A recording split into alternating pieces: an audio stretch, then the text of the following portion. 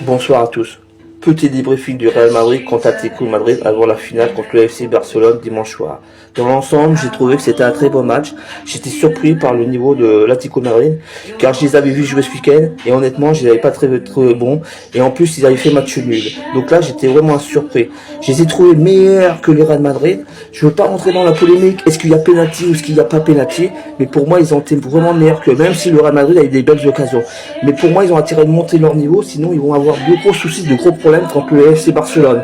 Bonne nouvelle pour eux quand même, Mbappé était pas prévu, Mbappé a pris l'avion et sera là dimanche contre le FC Barcelone pour renforcer l'attaque du Real Madrid. Pour moi, le FC Barcelone est largement favori dimanche soir contre le Real Madrid pour la finale. Avec son attaque de feu, je ne vois pas comment le Real Madrid va pouvoir gagner ce match. Mais il faut quand même faire attention. Alors le premier match du Classico en championnat de la saison, c'est quand même le Real Madrid qui nous a battus. Donc voilà, c'était plus le Barça de l'année dernière, mais il faut quand même faire attention. Après, on sait très bien comment va jouer le Real Madrid, hein, comme d'habitude, ça veut dire bloc bas en arrière, hein, comme d'habitude, bloc bas en arrière, et puis ils vont nous jouer dans le dos, car c'est le point faible du Barça, avec bien sûr Mbappé et Vinicius. Voilà, c'est le point faible du Barça. Donc, on sait très bien qu'il va falloir que le Barça soit bien aligné, et surtout défendre très très bien. La façon que l'entraîneur du Barça fait jouer sa défense, ça m'énerve. Hein. Et pour moi, il fait jouer beaucoup trop. Et c'est ça le gros problème du Barça.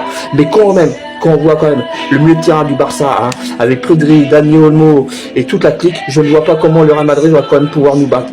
Bonne nouvelle, c'est signé. Cancelo est arrivé au FC Barcelone. Et ça, c'est une très bonne nouvelle qui va pouvoir renforcer les côtés ou l'attaque ou le milieu comme on veut, car il peut jouer partout. Merci à tous.